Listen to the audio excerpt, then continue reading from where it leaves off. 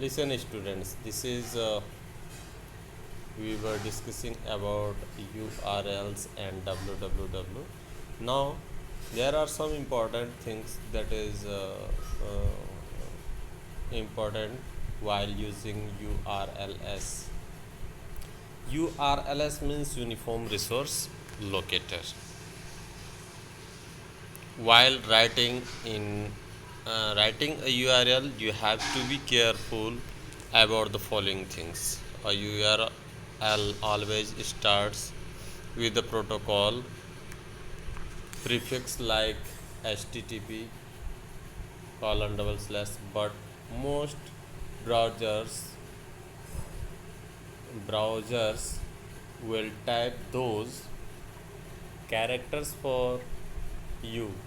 Some other common internet protocols are FTP :/, Gopher :/, Telnet, and IRC /. Well, protocols क्या होते हैं आपको मालूम है? Protocols are the set of rules और guidelines while using internet. There are several protocols that works for the internet. Okay, the main protocol is TCP/IP, and the rest of the protocols are the sub parts of TCP/IP protocols. While using any URL, the first by default protocol is HTTP :/, is used with it. It is a client server protocol that helps to provide means to open web pages over the internet. A URL is usually some kind of English, but numbers are also allowed. Well जो URLs होते हैं वो English alphabets ही होते हैं जिनको use करके और URLs को बनाया जाता है, लेकिन इसमें नंबर्स को भी यूज़ किया जा सकता है. Okay, a URL never has any space in it. URLs में कोई स्पेस की ज़रूरत नहीं होती है. Okay, a URL for the most part is all lower case. और जो URL होते हैं ये इम्पोर्टेंट पार्ट होते हैं और लोअर केस में होते हैं. A URL uses // and dot to separate its parts. A URL is not the same as an email address. URL email address जैसा नहीं होता है, मतलब ईमेल एड्रेस नहीं होता है, वो उससे अलग होता है. Okay, do you know the operation of the www depends upon three main software components. First one is hypertext markup language, which is a scripting language and describe how a page should look. Second is web browser that can interpret an HTML and display it on a computer screen.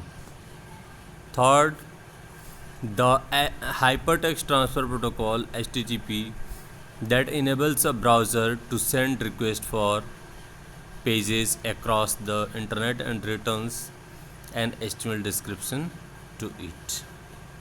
Okay, जो www होता है ये 3 software components पे dependent होता है.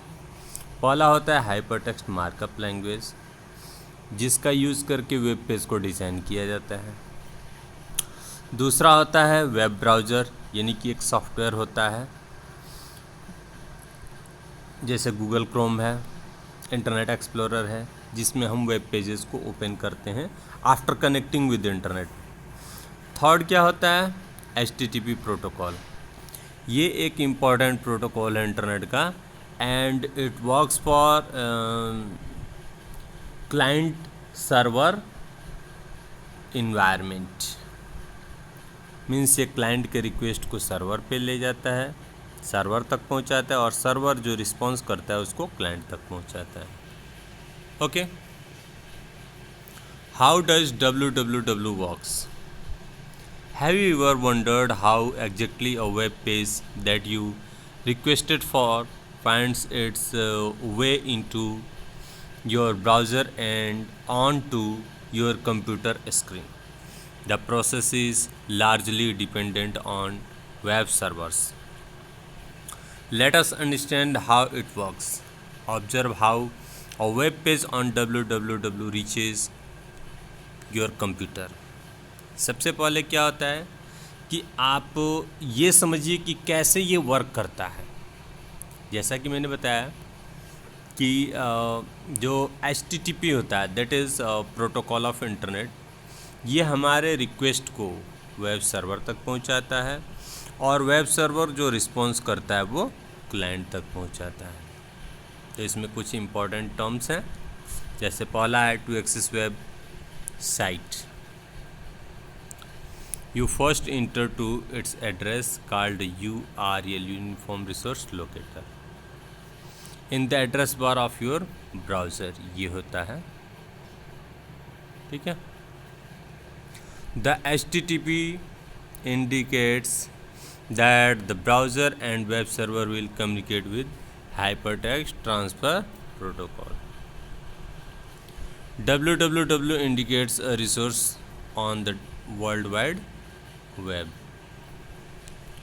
तीसरा है CPS global.org is domain name.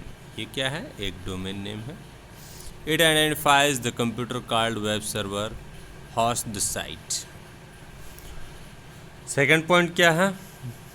Your web browser sends the request to the appropriate web server on the internet. Third, the web server locates the files, then downloads them to your computer. And fourth, your web browser displays the page. The server sends back the requested page. Your browser connects to a server and request a page. Well, ये आपका server machine है. This is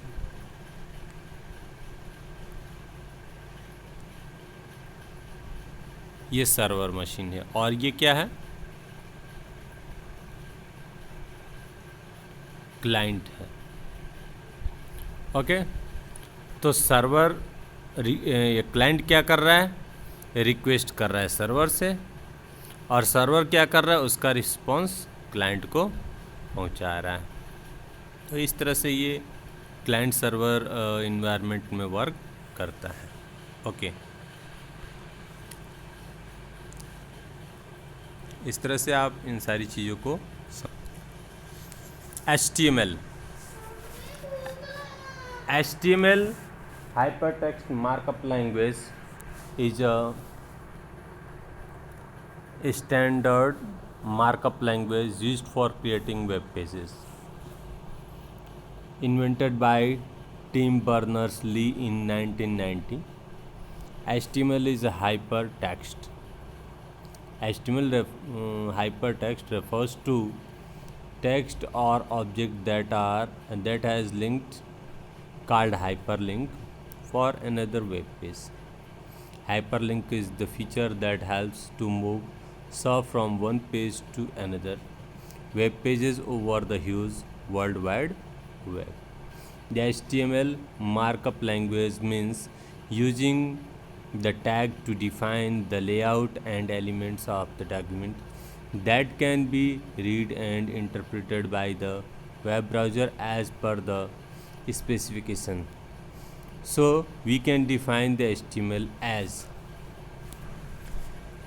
HTML is a web developing language that uses hyperlink to connect web pages and tags to define the elements and layout the web documents. Okay, तो इस तरह से आप समझ सकते हैं कि hyper text markup language is standard markup language जिसका यूज़ करके हम वेब पेजेस को क्रिएट करते हैं। एंड इसको किसने डेवलप किया?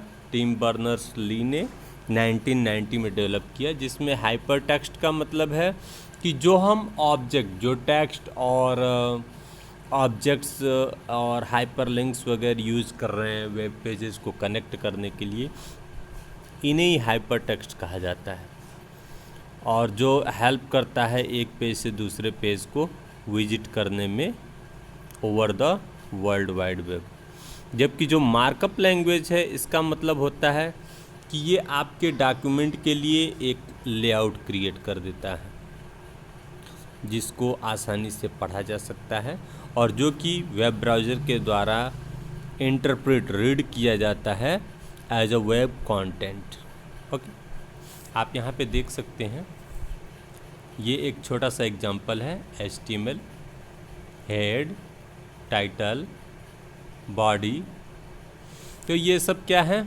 HTML के टैग्स हैं और इसी का आउटपुट ये है। ठीक है ना। Internet protocols. A protocol is a communication. A protocol और communication protocol is a set of rules or standards that computers follow to communicate with each other in a networked environment. Protocols form the backbone for the communication that takes place between two computers on the internet. Well, जो protocols होते हैं ये standard rule regulations होते हैं जिनको follow करते हुए ये एक नेटवर्क इन्वायरमेंट में दो कंप्यूटर आपस में इंटरनेट, यानी कि या तो वो इंटरनेट है या कोई भी दूसरे नेटवर्क्स है, तो उसमें वो कम्युनिकेशन में हेल्प करता है। यहाँ पे हम इंटरनेट प्रोटोकॉल की बात कर रहे हैं, तो इंटरनेट प्रोटोकॉल में TCP/IP आता है, जो कि the main protocol of internet which enables us to communicate with internet, means for transferring and for communication, for everything. Internet के दूसरे और भी प्रोटोकॉल्स हैं, यहाँ पे TCP/IP है, HTTP है, HTTPS है, FTP है, SFTP है, टेलनेट है, SSH है, SCP है, एक्सेट्रा। ये सब डिफरेंट जो हैं प्रोटोकॉल्स हैं। ओके, अब हम इन सब के बारे में डिटेल में वन बाय वन करके डिस्कस करेंगे। सबसे पहला है TCP/IP। It is abbreviated as transmission control protocol, internet protocol. Transmission control protocol is the communication protocol for the internet. ये जो प्रोटोकॉल्स हैं TCP/IP, ये किस तरह के प्रोटोकॉल हैं? कम्युनिकेशन प्रोटोकॉल हैं इंटरनेट के लिए। It defines the rules that computer and other network devices must follow to communicate with each other over the internet. Browsers and servers use TCP/IP to connect to the internet. A browser uses TCP/IP to access server. A server uses TCP/IP to send HTML data back to the web browser. तो इस तरह से आपने देखा कि client server से communicate करने के लिए और सर्वर क्लाइंट को डिलीवर करने के लिए TCP/IP प्रोटोकॉल को यूज़ करता है। Okay, your email program uses TCP/IP to connect to the internet for sending and receiving mails. Your internet address is a part of the standard TCP/IP protocol and so is your domain name, जो कि आपका domain name भी होता है। IP का मतलब क्या है? Internet protocol is a connectionless communication protocol. IP does not occupy the communication line between two computers. It reduces the need for network lines. Each line can be used for communication between many different computers at the same time. With IP, messages or other data are broken up into small independent packets and sent between computers via the internet. IP is responsible for routing each packet to its correct destination. Okay, इसमें जितना work TCP का है उतना ही work IP का है। TCP जो होता है वो ट्रांसमिशन कंट्रोल प्रोटोकॉल होता है और IP इंटरनेट प्रोटोकॉल होता है। दोनों के अलग अलग फंक्शंस होते हैं और ये दोनों कम्युनिकेशन में पूरी तरह से हेल्प करते हैं और डाटा ट्रांसमिशन में हेल्प करते हैं। यहाँ पे हम लोग इसको और डिटेल में देख सकते हैं कैसे TCP IP वर्क करता है। Okay, this data packing technology allow us to use limited bandwidth most efficiently. It means part of a file can be shared across a number of phone lines instead of having to find one phone line to put a large file into. The packets do not necessarily travel together on the internet. Packets from the same file may travel via different paths through different servers but toward the same destination. आप देखिए TCP क्या करता है, breaking of information. Okay, IP क्या करता है, passing of information. TCP क्या करता है, रीअसेंबलिंग ऑफ इंफॉर्मेशन। ओके, तो TCP पहले स्मॉल पैकेट्स के जो इन्फॉर्मेशन होता है उसकी स्मॉल पैकेट्स बना लेता है। फिर ब्रेकिंग ऑफ इंफॉर्मेशन, मतलब ये जो स्मॉल पैकेट्स हैं इसी को क्या बोलते हैं, ब्रेकिंग ऑफ इंफॉर्मेशन। ये जो स्मॉल पैकेट्स हैं इन्हें ही ब्रेकिंग ऑफ इंफॉर्मेशन बोलते हैं, छोटे छोटे पैकेट्स में बना लेना। फिर इन सब पे IP इंटरनेट प्रोटोकॉल एड्रेसिंग करता है। अब देखिए TCP क्या कर रहा है, इसको छोटे छोटे पैकेट्स में बना रहा है और IP क्या कर रहा है, इन सब पे एड्रेसिंग कर रहा है। किस तरह की एड्रेसिंग, सोर्स और डेस्टिनेशन, कहाँ से भेजा जा रहा है और कहाँ पे जाना है। फिर अब देखिए अब TCP क्या करेगा, इस इंफॉर्मेशन को सही ढंग से डेस्टिनेशन कंप्यूटर तक जाने में हेल्प करेगा और IP क्या करेगा, इसके लिए जो रूट होता है वो फाइंड करेगा। रूट मतलब shortest route, traffic free route, जहाँ पे ज़्यादा कॉलिजन ना हो, आसानी से डाटा ट्रांसमिशन हो सके। तो passing of information through IP, okay, addressing through IP। Okay, अब ये रिसीवर के पास आया।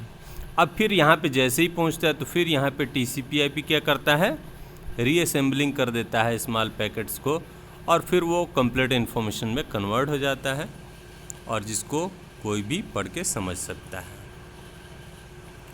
Well, next protocol is